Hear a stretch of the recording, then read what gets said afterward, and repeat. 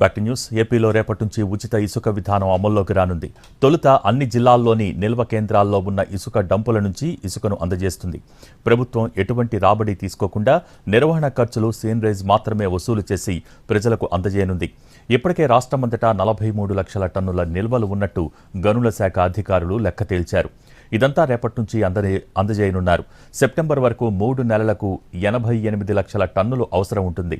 ఏడాది కాలానికి 3,20,00,000 టన్నుల ఇసుకకు డిమాండ్ ఉంటుందని అంచనా వేశారు.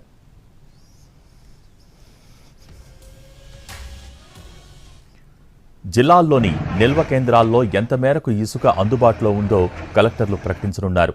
మొత్తం పంపిణీ పర్యవేక్షణపై జిల్లా స్థాయి ఇసుక కమిటీ సమావేశంలో నిర్ణయం తీసుకోనున్నారు.